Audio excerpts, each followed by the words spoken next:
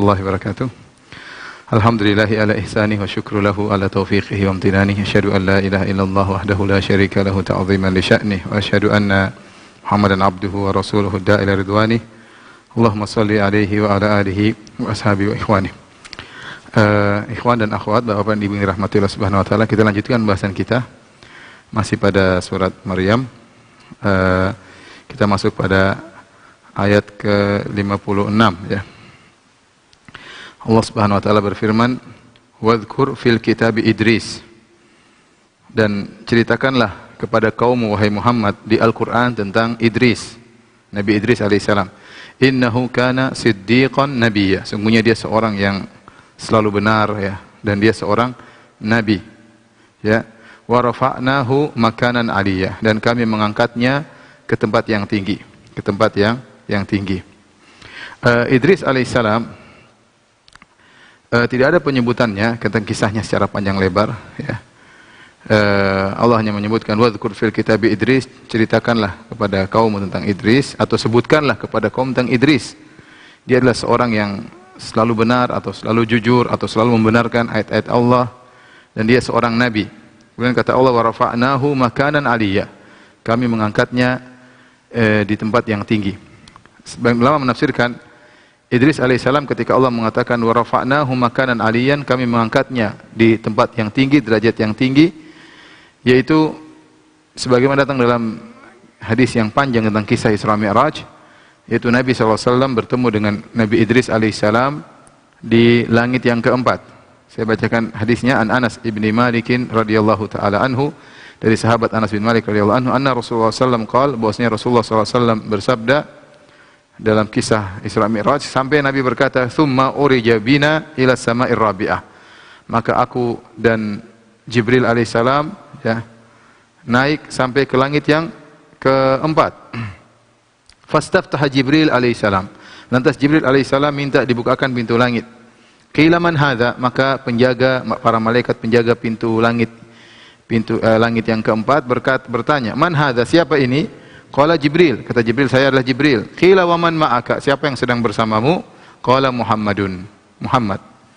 Qala wa qad bu'itsa ilaihi, apakah dia telah diutus? Yaitu malaikat sudah tahu bahwasanya akan ada seorang rasul terakhir namanya Muhammad, tapi malaikat langit keempat ini tidak tahu kapan Rasulullah SAW diutus. Maka malaikat bertanya, wa qad bu'itsa ilaihi, apakah dia telah diutus? Qala qad bu'itsa ilaihi, kata Jibril, Rasulullah Muhammad SAW telah diutus. Fa futiha lana, lantas pintu langit keempat dibuka. Fa idza ana bi Idrisa, tiba-tiba aku bersama Nabi Idris. Farahaba wa da'ali bi khair, ya. Maka kemudian Nabi Idris pun menyambutku dan mendoakan kebaikan bagiku. Qala Allah azza wa jalla, Allah berfirman, wa rafa'nahu makanan 'aliyya. Kami mengangkat Idris di tempat yang tinggi. Ini yang kabar yang sampai kepada kita tentang Nabi Idris alaihissalam dalam ayat ini, dan juga dalam hadis Mi'raj tadi, Isra Mi'raj tadi ya. Adapun Idris alaihissalam hidup di zaman siapa, maka ada khilaf di kalangan para ulama ya. Ada khilaf di kalangan para ulama. Nanti akan disebutkan insyaallah di penghujung ayat ini. Kemudian Allah berfirman, ulaika alladzina an'ama Allahu 'alaihim minan nabiyyin. Mereka itulah orang-orang yang kami beri nikmat, atau Allah beri nikmat kepada mereka, nikmat akhirat, nikmat ilmu, nikmat kenabian, nikmat hidayah ya, dan berbagai macam nikmat yang Allah berikan kepada mereka. Minan nabiyyin, dari kalangan para nabi. Ulaika, siapa mereka ulaika di sini? Kata para ulama, maksudnya ulaika adalah para nabi yang disebutkan dalam surat Maryam. Yang dalam surat Maryam, kita di awal surat Maryam kita kembali lagi, kita sebut tentang kisah Zakaria, kemudian kita sebutkan tentang kisah Yahya, kemudian kisah sebut tentang Nabi Isa alaihissalam. Setelah Nabi Isa kemudian kita sebut tentang Nabi Ibrahim. Setelah Nabi Ibrahim kita sebutkan tentang Ishak dan Yakub. Kemudian setelah Ishak Yakub sebutkan Nabi Musa dan Harun. Setelah Musa dan Harun kemudian kita sebutkan Ismail, kemudian Idris, 10. Inilah yang firman Allah, ulaika alladzina an'ama Allahu 'alaihim. Saya tuliskan ya. Ya, kata Allah Subhanahu wa taala, ulaika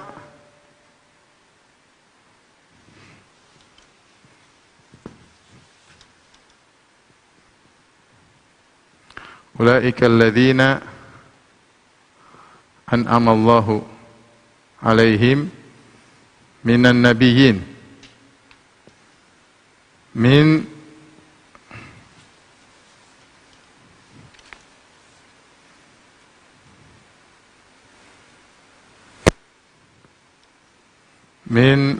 dzurriyyati Adam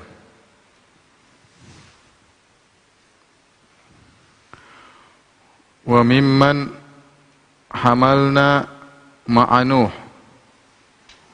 wa min dzurriyyati Ibrahim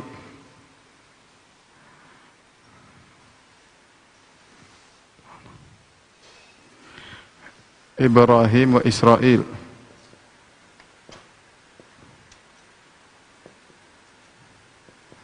wa mimman hadaina wajtabaina. Idza tutla alaihim ayatul rahmani kharru sujad wa bukiya.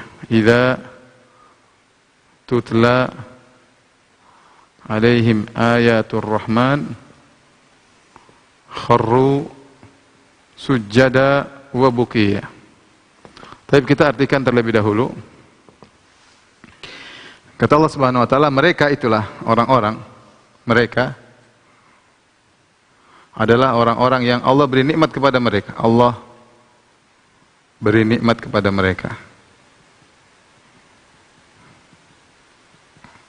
Kepadanya, ya. Minan nabiyyin, dari kalangan para nabi, dari kalangan para nabi.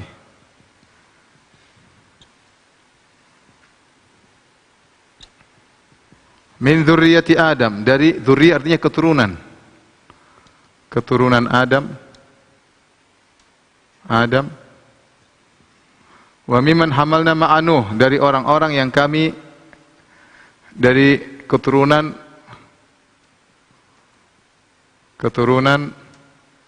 orang-orang yang kami angkut di kapal Nabi Nuh. Angkut di kapal Nabi Nuh, kapal Nuh alaihissalam. Nuh alaihissalam. Wa min dzurriyyati Ibrahim, dari keturunan Ibrahim dan Israil, ya. Dari keturunan Ibrahim dan Israil. Wa mimman hadaina wajtabaina.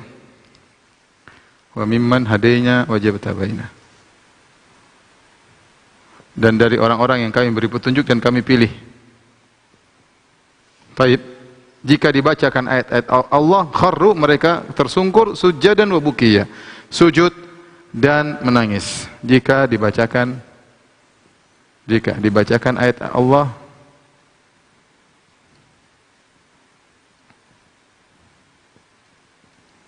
mereka sujud dan menangis. Mereka tersungkur dalam kondisi sujud dan menangis. Taib, kita akan bahas ayat ini. Pertama, ketika Allah mengatakan ulaika, mereka, di sini ada khilaf di kalangan para. Apa yang dimaksud dengan mereka di sini? Apa yang dimaksud dengan mereka dalam ayat ini, ya?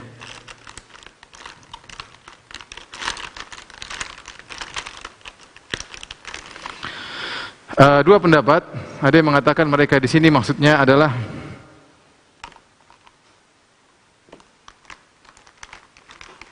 mereka di sini maksudnya adalah seluruh para nabi. Ini pendapat Ibnu Katsir rahimahullah, dan ada yang mengatakan mereka inilah 10 nabi yang Allah sebutkan, ya, dalam surat Maryam. Dan ini pendapat jumhur ulama. Ini pendapat jumhur ulama yang lebih kuat.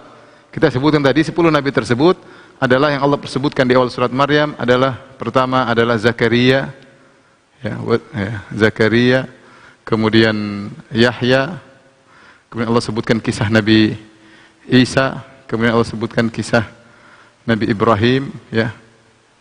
Setelah Ibrahim Allah sebutkan kedua anaknya, Ishak, kemudian Yakub.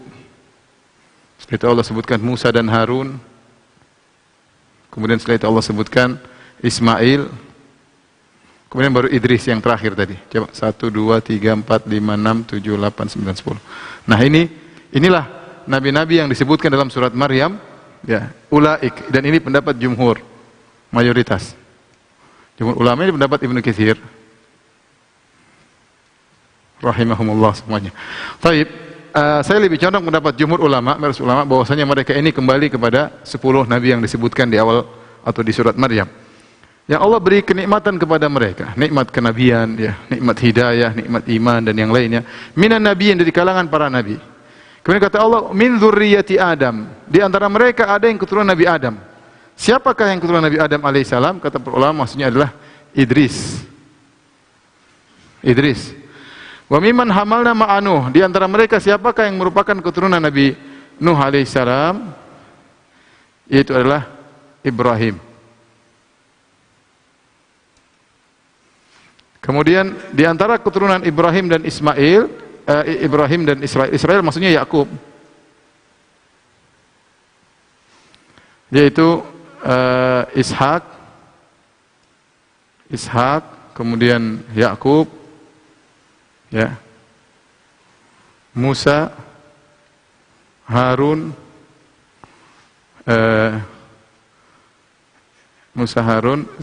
kemudian Zakaria, ini dulu Ishak, Ismail, kemudian Zakaria, Yahya, Isa. Ini. Nah, di sini perhatikan ketika para ahli tafsir mengatakan mereka inilah, di antara mereka ada yang keturunan Nabi Adam. Tentu semuanya keturunan Nabi Adam, semuanya, tapi ini secara khusus yang disebutkan pertama kali Idris. Nah, Idris di sini ada khilaf di kalangan para ulama, khilaf tentang Nabi Idris alaihissalam, ya.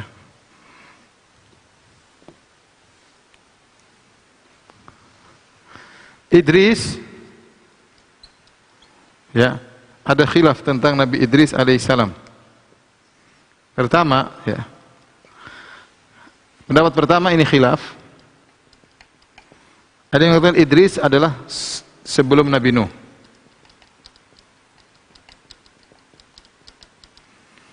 Yang satunya mengatakan Idris termasuk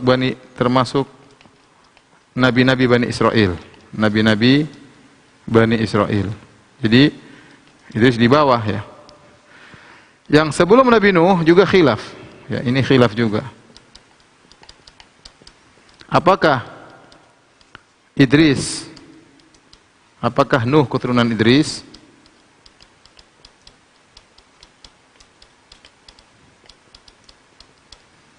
Bukan, Nuh bukan keturunan Idris.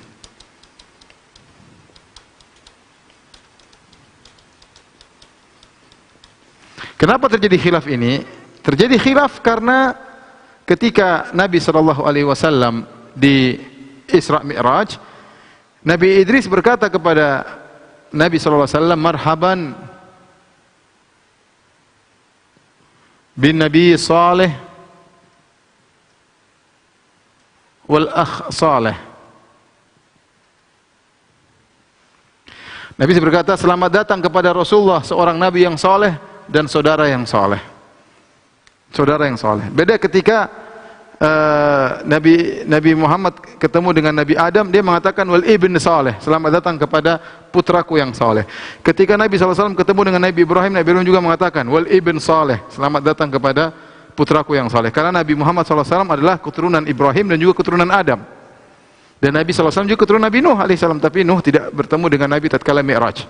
Yang ketemu dengan Nabi tatkala Mi'raj adalah Nabi Nabi Idris. Namun Nabi Idris ketika menyambut Nabi Muhammad, dia mengatakan selamat datang Nabi yang saleh dan saudara yang saleh. Nah, sebagian ulama memandang perkataan Nabi Idris kepada Rasulullah saudara yang soleh menunjukkan dia adalah keturunan Bani Israel, termasuk Bani Israel. Ya, sebenarnya mengatakan tidak, perkataan ini, ya, tidak menunjukkan dia keturunan Bani Israel, tapi dia adalah di atas Nabi Nuh alaihissalam, hanya saja dia bukan kakeknya Nabi Nuh. Nuh bukan keturunan Idris. Jadi kalau kita gambarkan Nabi Adam, ya, Adam alaihissalam, maka dari jalurnya ada yang Nuh dan dari jalurnya ada yang Idris. Dari jalur Nabi Nuh, ya, semua manusia. Selainnya meninggal dunia, sebagaimana pernah kita sebutkan dalam pembahasan sebelumnya, ya. Jadi ini perhatikan tafsir dari ayat ini. Kata para ulama bahwasanya Idris berada sebelum Nabi Nuh, tetapi dia bukan kakek dari Nabi Nuh. Dia bukan kakek dari, artinya Nabi Nuh bukan keturunan Idris alaihissalam. Saya ulangi, Allah berfirman, ulaika alladziina an'amallahu alaihim. Mereka itulah para nabi, 10 nabi yang Allah sebutkan dalam surat Maryam, ya.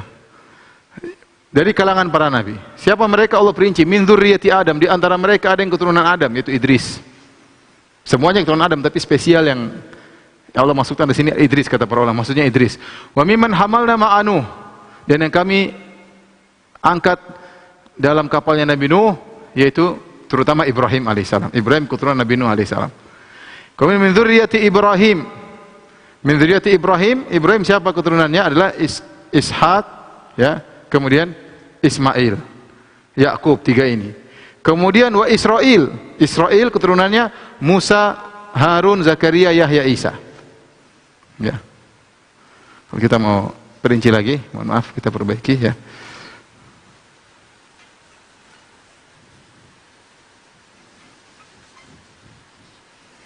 Nah, kita bilang Ibrahim keturunannya ini, ya. Ini keturunan Ibrahim, Ismail, Ishak, Yakub. Atau Ismail, ya, Ishak, Yakub. Kemudian keturunan Israel. Israel adalah Yakub sendiri. Ini perincian daripada 10 nabi-nabi tersebut. Bagaimana sifat mereka? Kata Allah, wa mimman hadaina wajtabaina. Mereka itu kami beri hidayah kepada iman dan beramal saleh. Wajtabaina, mereka kami pilih. Mereka kami pilih menjadi para nabi.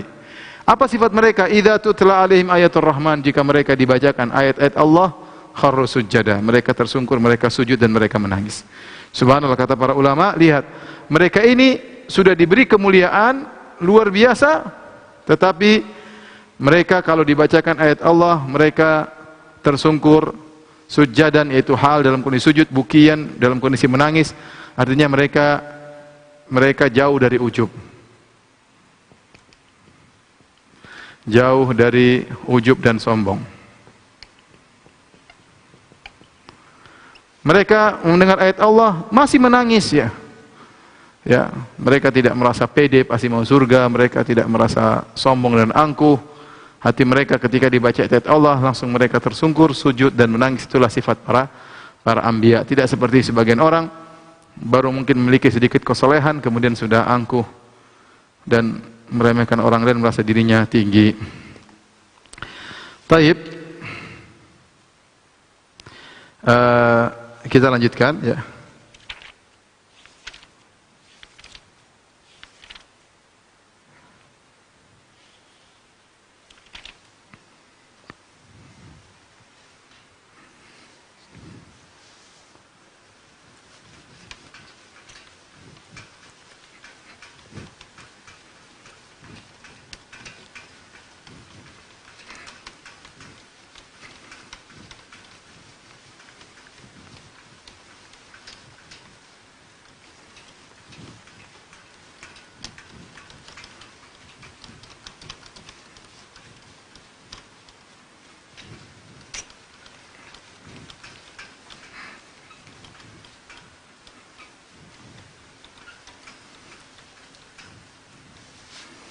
Allah berfirman setelah itu, kata Allah Subhanahu wa taala, wa khalafa min ba'dihim khalfun adaa'us salat wattaba'us syahwat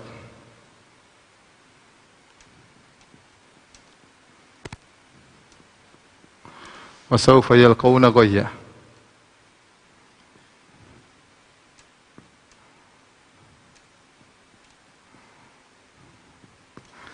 illa man taba wa amana wa amila salihan. Baik, perhatikan sini, kata Allah Subhanahu wa taala, wa khalafa, maka khalafa itu muncul belakangan. Muncul setelah mereka, yaitu datang setelah mereka, setelah para nabi tersebut. Ya. Khalfun, yaitu orang-orang belakangan. Orang-orang belakangan yang tercela. Ya.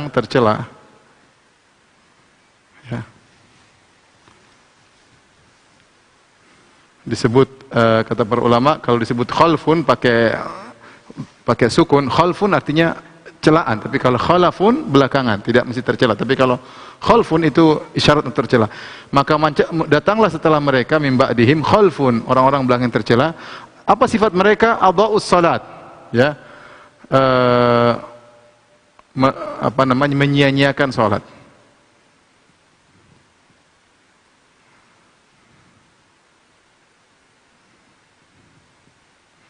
Wattaba'u syahwat, mengikuti syahwat.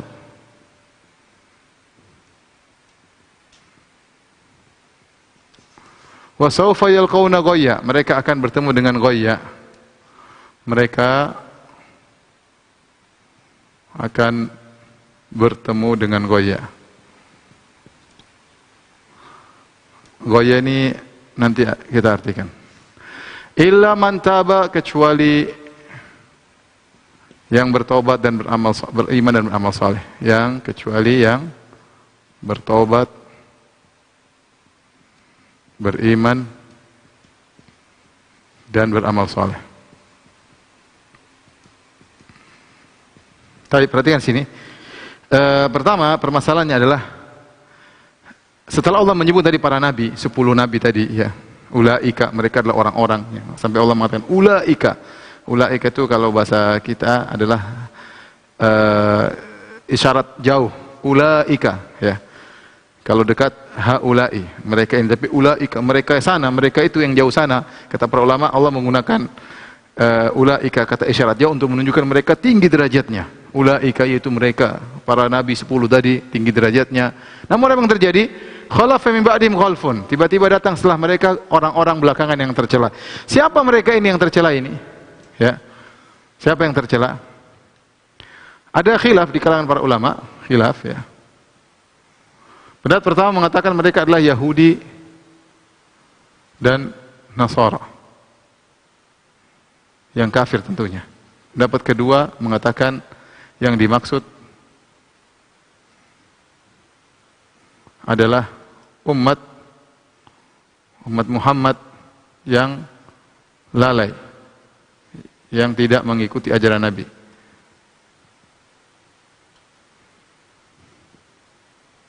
Ada yang mengatakan umum, mencakup seluruhnya. Umum mencakup seluruhnya. Seluruhnya. Kalau yang jelas Yahudi Nasara, jelas mereka setelah mereka tidak mengikuti para nabi, kemudian mereka berbuat kesyirikan, mereka menjadi buruk, ya. Belakangan tercela, ya.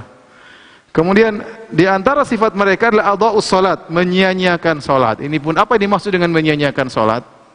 Ini pun khilaf, ya. Ada yang mengatakan meninggalkan salat sama sekali.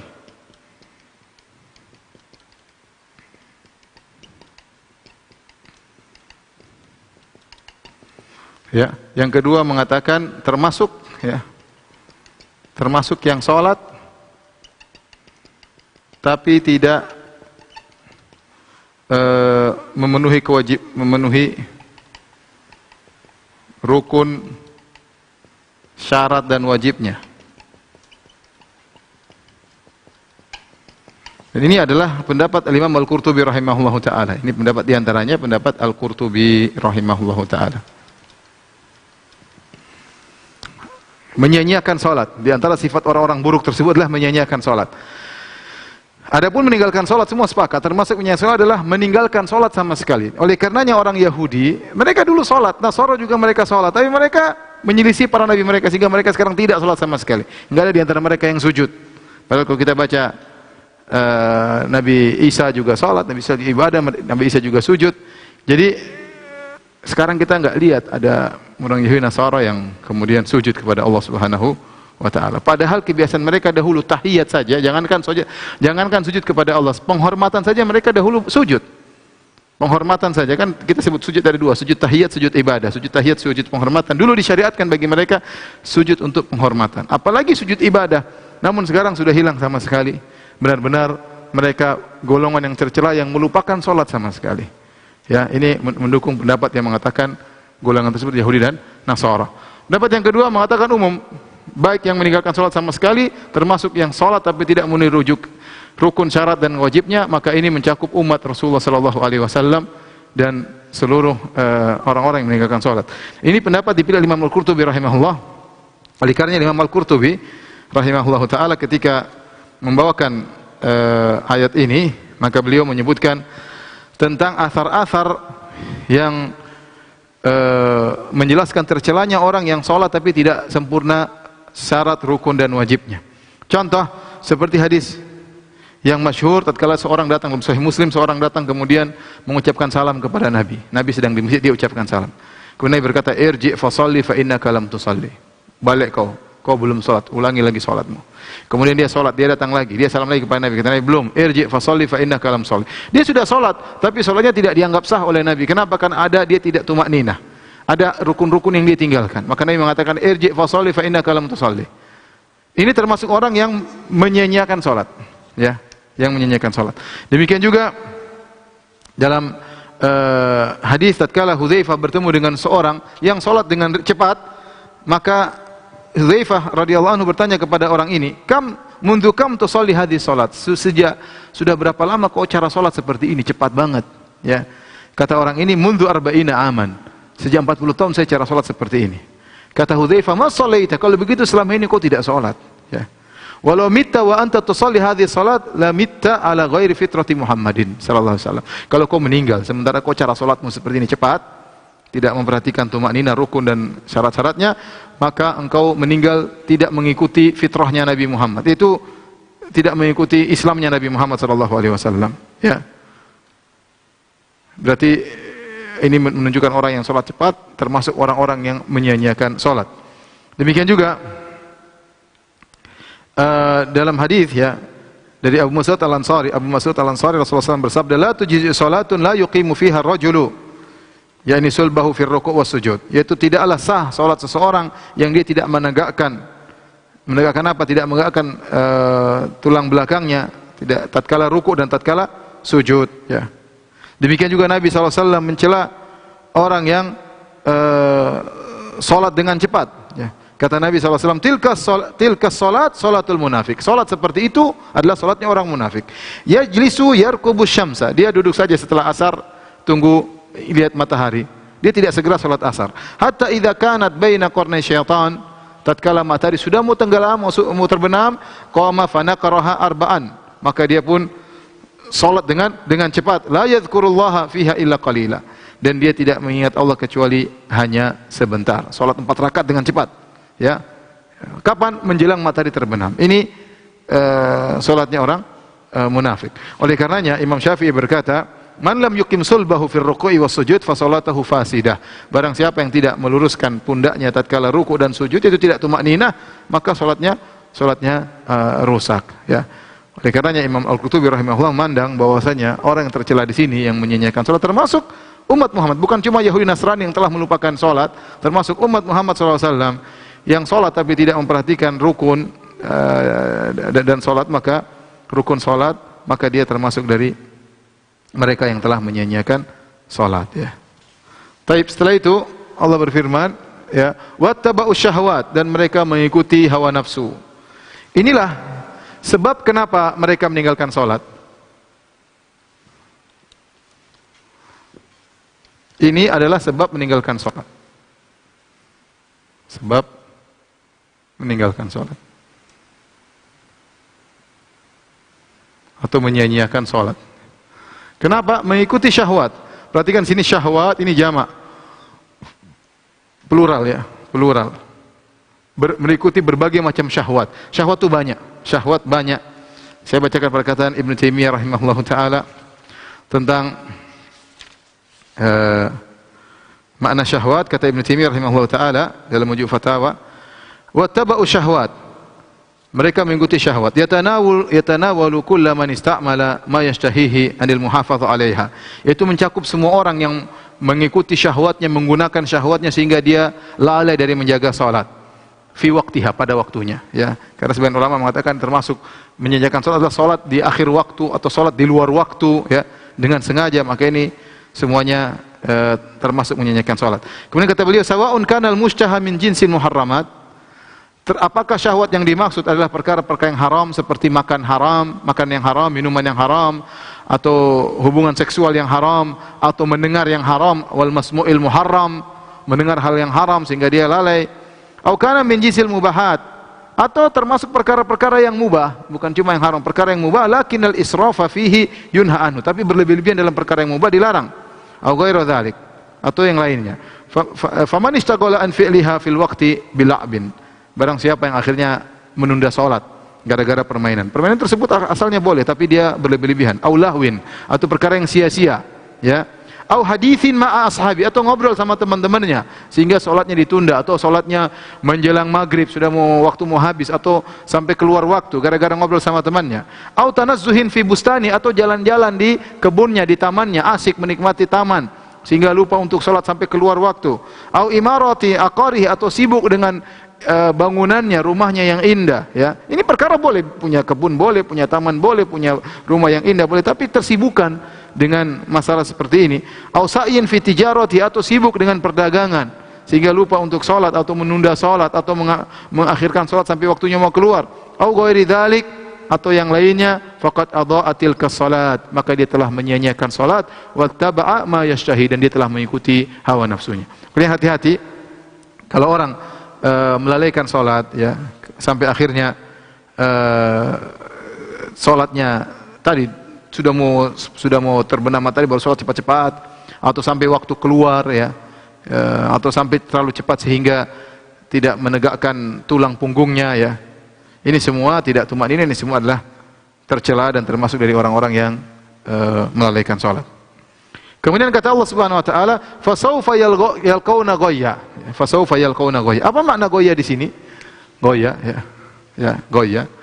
Ghayya ini secara bahasa artinya adalah kesesatan, adalah kesesatan. Maknanya adalah kesesatan.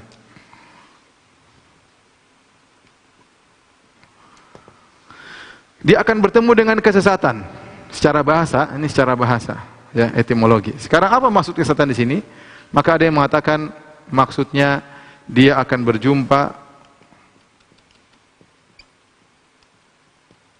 berjumpa dengan akibat kesesatannya tersebut.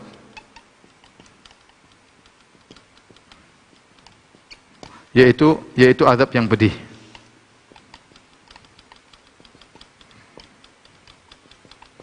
Ada yang mengatakan ghayya di sini ghayya adalah lembah yang dalam, lembah atau sumur, ya. Lembah yang sangat dalam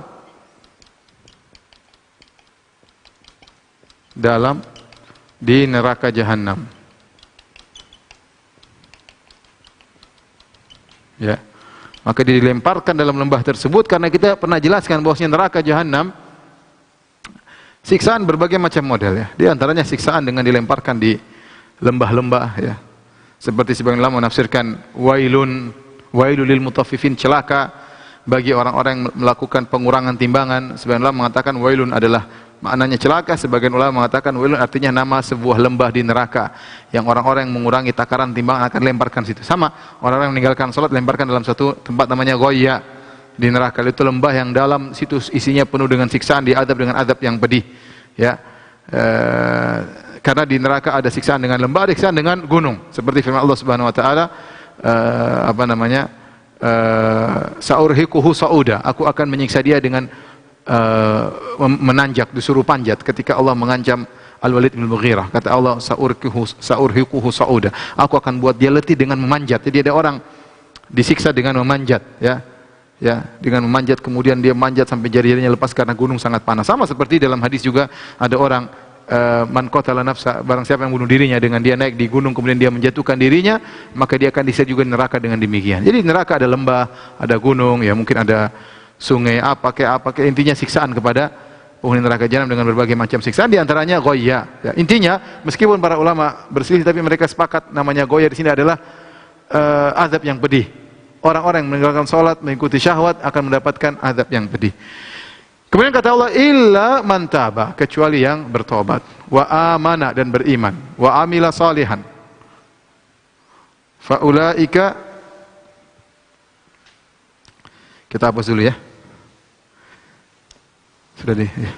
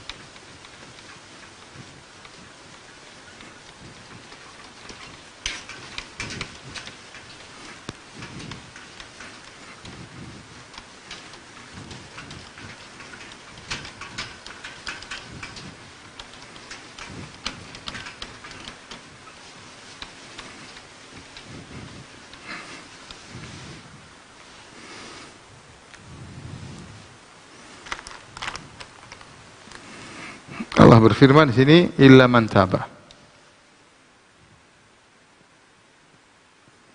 Man taba wa amana wa amila salihan fa ulaika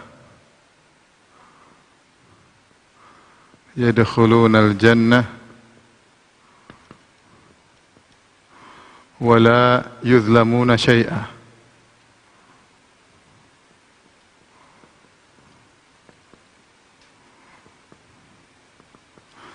Jannati adin lati jannatin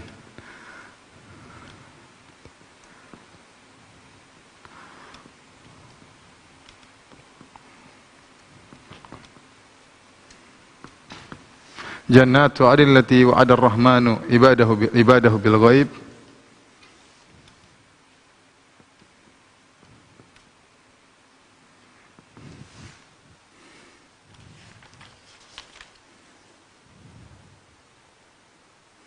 innahu kana wa'duhu ma'tiya. Innahu kana wa'duhu ma'tiya. Baik, perhatikan sini kata Allah Subhanahu wa taala, kecuali tadi orang-orang yang meninggalkan salat, ikut hawa nafsu, mereka akan masuk neraka ghaib, kecuali yang bertobat. Syarat pertama. Wa amana, beriman. Syarat kedua. Wa amila salihan, beramal saleh. Syarat ketiga, ya. Fa ulaika yadkhulul jannah. Mereka akan masuk surga. Mereka masuk surga. Masuk, perhatikan sini, surga. Wala yuzlamuna syai'a, tidak dizalimi sama sekali.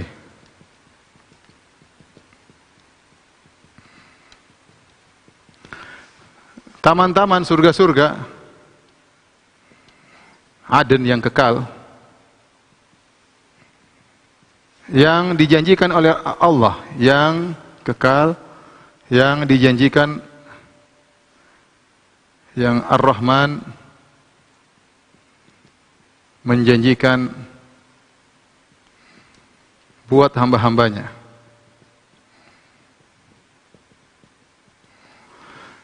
Bil ghaib, dalam kondisi ghaib. Apa maksudnya? Innahu kana wa'duhu ma'tiya, sesungguhnya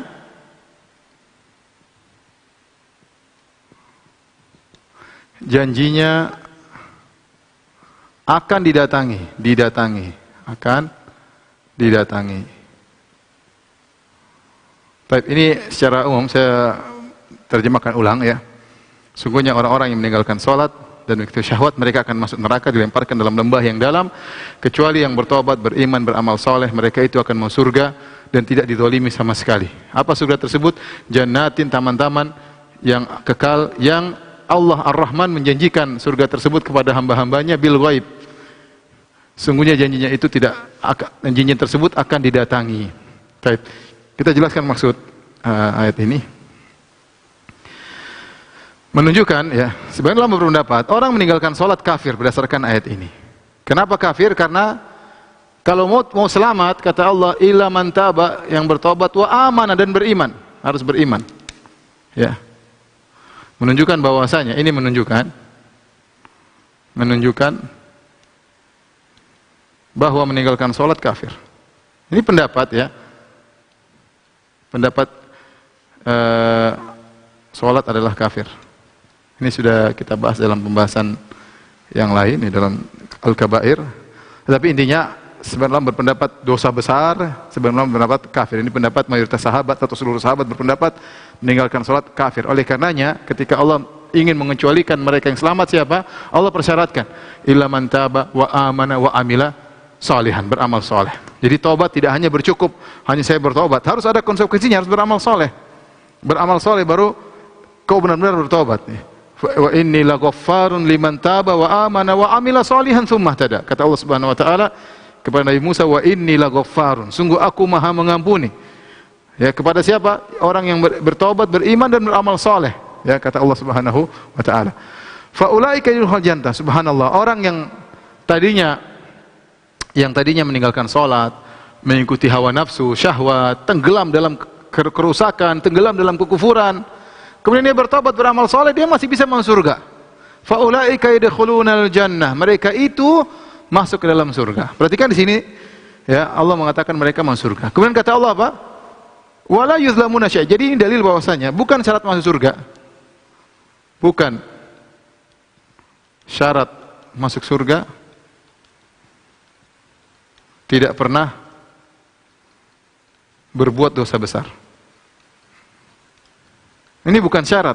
Betapa banyak orang yang melakukan dosa-dosa besar, ada yang berzina, ada yang membunuh, ada yang merampok, ada yang berbuat syirik.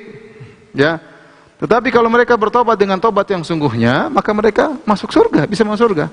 Jadi bukan syarat seorang masuk surga tidak pernah berbuat salah. Ini di antara kebaikan Allah Subhanahu wa taala. Allah mengatakan, "Faulaika yadkhuluna jannah." Mereka tadi yang salat kemudian hawa nafsu, kalau mereka sudah memenuhi persyaratan, mereka masuk surga. Kemudian kata Allah, "Wala yuzlamuna syai'a." Mereka sama sekali, syai'an di sini memberikan keumuman, ya, faedah keumuman. Makanya saya artikan sama sekali. Kenapa dia nakirah dalam konteks penafian? Memberikan keumuman itu tidak akan terzolimi sama sekali. Kenapa Allah tambahkan ini? Wala yuzlamuna syai'a. Orang masuk surga enggak ada yang dizolimi. Kenapa? Jangan sampai kenapa Allah tambahkan kalimat ini? Perhatikan. Kenapa? Pertanyaan. Kenapa Allah tambah kalimat ini? Tidak dizolimi sama sekali. Kenapa? Kata para ulama, karena orang yang pernah melakukan dosa besar seperti meninggalkan sholat, dia khawatir jangan-jangan kalau dia masuk surga sebagian pahalanya dikurangi oleh Allah. Dia khawatir jangan-jangan surganya direndahkan. Kenapa? Karena dia punya masa lalu yang hitam, masa lalu yang kelam. Jawaban Allah, jangan khawatir, enggak, semuanya sudah dihapus. Ya, at-taib minadz-dzamb kaman la dzamba lahu. Seorang bertobat dari dosa seakan-akan tidak ada dosanya. Jadi kesesatan yang pernah dia lakukan sebelumnya, kemungkaran, meninggalkan sholat dan yang lainnya, tidak akan mengaruhi derajatnya di surga. Allah sudah tidak anggap. Dia sudah bertobat, selesai. Tidak akan mengurangi, ya, Allah bagi ente yang enggak pernah berdosa, surganya tinggi. Ente yang pernah berdosa, surganya rendah. Enggak ada seperti itu di sisi Allah Subhanahu wa taala. Yang jelas bagaimana setelah dia bertobat, ya. Jadi masa lalunya yang kelam tidak mempengaruhi kedudukannya di surga, maka Allah tekankan, kata Allah, wala yuzlamuna syai'a. Mereka sama sekali tidak dizalimi oleh Allah Subhanahu wa taala. Setelah itu Allah berfirman, jannatu, ya, kata Allah Subhanahu wa taala, jannati adnin. Di sini jannati, perhatikan sini. Jannat yang sudah belajar bahasa Arab tahu, jannat, ya, ini adalah apa? Jama' al-muannats as-salim. Jama'. Ini surga di sini mufrad, Mufrad muannats. Ini sudah yang belajar bahasa Arab kemarin. Mufrad muannats. Nah, i'rab daripada jannat di sini kenapa i'rabnya dia mansub ini. Jannati ini mansub. Mansub. Apa i'rabnya? Dia badal. Dia badal. Badal dari apa? Badal dari jannat ini. Yadkhulul jannah. Jannah mansub. Ini jannat mansub karena dia jamak muannats salim, mansubnya dengan kasrah. Badal itu artinya pengganti. Badal. Ya, ini sudah saya jelaskan dalam bahasa Arab. Misalnya saya mengatakan ra'aitul alima asy-syekh Ibn Baz. Aku melihat seorang alim. Siapa orang alim tersebut? Yaitu Syekh bin Baz. Syekh bin Baz badal daripada al-alim. Ya. Sama. Ketika Allah mengatakan mereka akan masuk surga. Apa ini? Dan mereka tidak dizalimi. Surga tersebut yaitu surga-surga yang kekal. Nah, timbul pertanyaan, kenapa badalnya jamak sementara mubdalnya anhu mufrad? Ini kan artinya surga-surga ini surga doang. Padahal surga ini inilah surga ini. Kenapa yang ini jamak, yang ini mufrad? Kata para ulama, karena ketika seorang masuk surga meskipun satu, dalamnya banyak taman. Jadi surga yang dimasuki oleh seorang, misalnya satu surga dia masuk, dalamnya banyak sekali taman-taman yang indah. Makanya Allah mengatakan yadkhulul jannata, kemudian Allah sambung yaitu jannat, surga-surga, plural ya. Surga-surga yang kekal. Yang surga tersebut allati wa'ada ar-Rahman, yang Allah janjikan. Subhanallah, ar-Rahman ini Allah maksudnya.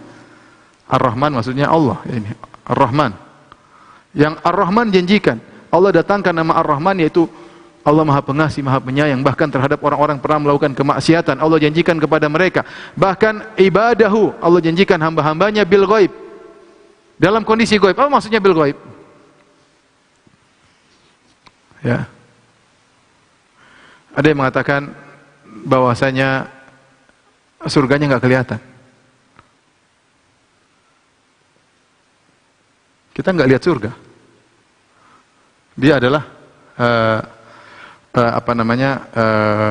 suatu yang gaib. Allah janjikan suatu yang gaib. Kita sekarang bicara tentang akhirat, apa janji yang Allah berikan pada kita? Semuanya perkara yang gaib, ya. Semuanya perkara yang gaib. Di surga ada ini, di surga ada anu, buat kita meninggalkan maksiat, agar kita semangat beramal soleh. Allah janjikan surga dengan bidadari, dengan berbagai macam isinya. Semua gaib. Kalau Allah tampakkan bidadari di hadapan kita, sudah tidak ada yang gaib. Semua orang akan jadi orang baik, semuanya akan sadar. Kalau bidadarinya dinongolkan, kemudian live bidadari, semua orang lihat, semua orang akan sadar, semua orang taubat ya. Tidak ada yang lagi berani bermaksiat. Tapi semua ini gaib. Semua ini adalah yang gaib. Oleh karenanya al-gaib di sini adalah hal daripada jannat. Jannati adnin, yang Allah janjikan jannat tersebut bil gaib, hal bil gaib, sahibul halnya jannat. Yang surga tersebut dalam kondisi gaib, enggak ada yang melihat. Tapi demikianlah orang-orang beriman, mereka beriman dengan yang gaib tersebut. Kata Allah Subhanahu wa taala, "Innahu kana wa'duhu ma'tiya." Sungguhnya janji Allah itu ma'tiya. Ma'tiya itu akan didatangi. Kenapa? Karena kalau orang suatu menjanjikan, kamu akan saya kasih ini, saya akan berikan ini. Suatu yang gaib enggak ada di depan mata, bisa jadi terjadi, bisa jadi enggak terjadi. Orang ngibulin misalnya, orang janji, nanti saya kasih kamu uang 1 miliar. Uangnya enggak ada di depan mata. Tahun depan saya kasih. Tahun depan belum tentu dapat. Mungkin dia bohong, mungkin enggak. Ada kemungkinan itu cuma kebohongan. Maka Allah hilangkan kemungkinan tersebut. Kata Allah, innahu kana wa'duhu ma'tiya, bahwasanya janjinya itu surga pasti didatangi, akan didatangi. Perhatikan di sini, Allah mengenakan datang dengan isim maf'ul ya. Ini isim maf'ul. Sehingga saya artikan tadi akan didatangi. Apa fungsinya? Kata para ulama, maksudnya apa? Ini menunjukkan ada usaha. Kita harus mendatangi. Surga itu akan didatangi. Ya. Bagaimana cara mendatangi surga? Dengan beramal soleh, dengan meninggalkan syahwat. Bukankah Allah mengatakan, Nabi SAW mengatakan, huffatil jannatu bil makarih, wa huffatin nar bi syahwat. Neraka diliputi dengan syahwat. Ya. Kalau ingin masuk neraka, lewati syahwat. Minum khamar, berzina, kemudian apa? Semua syahwat banyak, nyemplung neraka. Wa huffatil jannatu bil makarih. Surga diliputi perkara yang dibenci. Mau masuk surga banyak yang dibenci. Harus ini, tidak boleh ini, tidak boleh anu, tidak boleh ini. Harus salat, harus haji, harus puasa, ini banyak baru cemplung ke surga. Tapi ini semuanya butuh perjuangan. Karena Nabi mengatakan huffatil jannatu bil makarih. Surga itu diliputi perkara yang dibenci. Untuk mendatanginya, ma'tiya, ini didatangi, perlu didatangi. Dan ini perlu perjuangan. Inilah firman Allah, innahu kana wa'duhu ma'tiya. Baik, masih ada satu ayat lagi terakhir. Sudah difoto?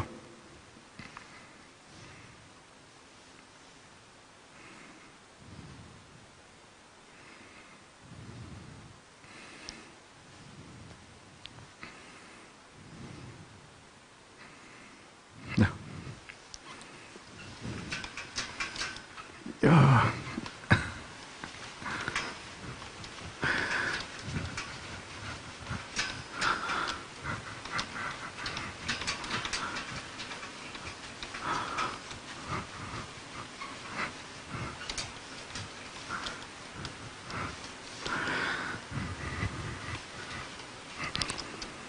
Baik, pengajian sampai sini saja. Insya Allah besok kita lanjutkan. Qadarullah ternyata ini permanen, butuh energi untuk menghapusnya. Jadi insya Allah pengajian kita tunda besok insya Allah Ta'ala melanjutkan surat Maryam. Masih tentang surga insya Allah Ta'ala. Demikian, kurang lebihnya saya mohon maaf. Subhanakallah bihamdik, asyhadu an la ilaha illa anta astaghfiruka wa atubu ilaik. Assalamualaikum warahmatullahi wabarakatuh.